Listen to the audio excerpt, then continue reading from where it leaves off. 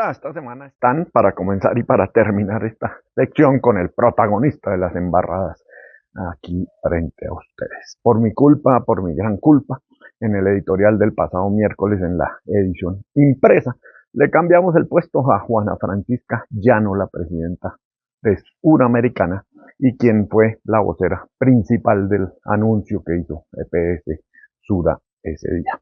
En el borrador inicial estaba bien, pero mirando los contenidos diversos por ahí, me encontré que en varias partes la presentaban a ella como la presidenta de la EPS, y de bruto hice el cambio en el editorial pensando en confirmar después, pero me embolaté en una reunión que se alargó, y cuando fui a revisar vi que me había equivocado, fui a cambiarlo de nuevo, pero ya la página se había ido a impresión, no había nada que hacer.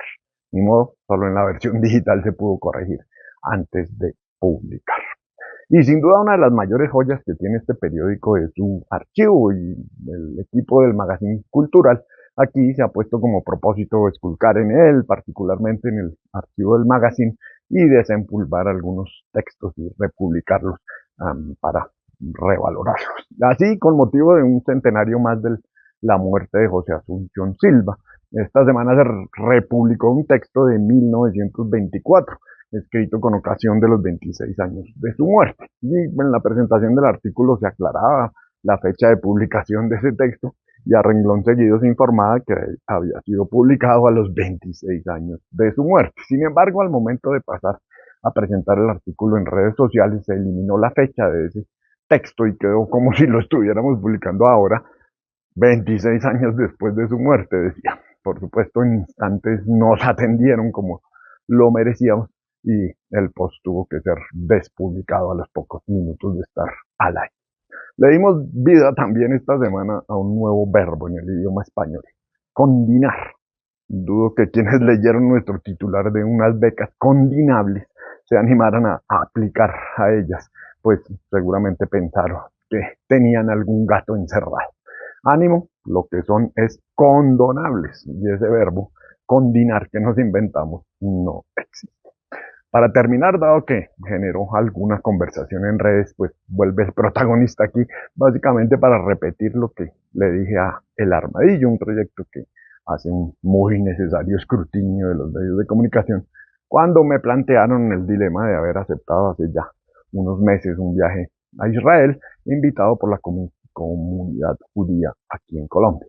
Antes debo decir que el debate ético planteado sobre las invitaciones a los periodistas me parece muy válido, y que sí, lo ideal sería que los medios tuviéramos los recursos para tener periodistas recorriendo el mundo entero y cubriendo en terreno los acontecimientos más importantes, pero eso lamentablemente es imposible, de manera que creo que a este debate debe ir de la mano, digamos, de la pregunta por mantenerse informado desde un computador para siempre, o poder complementar esa mirada lejana con una en terreno, por supuesto, sabiendo los límites que impone una invitación.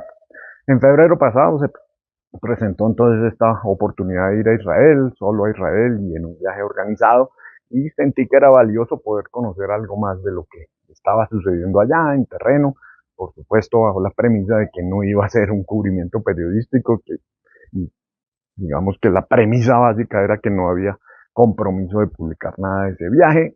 Así fue, no sentí que era responsable escribir una sola línea sobre ese viaje porque no tenía manera de contrastarlo de manera adecuada. Ahora sí siento que fue una experiencia muy valiosa que me ofreció contextos importantes de comprensión. Siempre creeré que un periodista debe escuchar y ver la mayor cantidad de fuentes y de visiones de realidades particulares, y que eso pues no compromete sus convicciones ni mucho menos su profesionalismo. Por el contrario, pienso que mirar con un solo ojo pues no es periodismo ni mucho menos. Entonces sí, repito, el debate planteado es perfectamente válido, pero para quienes realmente lo quieran analizar, no para quienes se han pegado de ese viaje para tratar de promover la idea de que el espectador vendió su trabajo por una invitación, no nos conocen sin duda. además toman párrafos de informaciones para dar esa impresión, o diciendo, por ejemplo, que el resultado de ese viaje es que les damos espacio a columnistas judíos cuando estos llevan varias décadas escribiendo en El Espectador, o invisibilizan la apertura que este periódico les da a las voces defensores de la causa palestina que difícilmente se encuentran en otros medios. Pero bueno, las bodeguitas están en acción. Bueno, no es más. Nos vemos. Chao.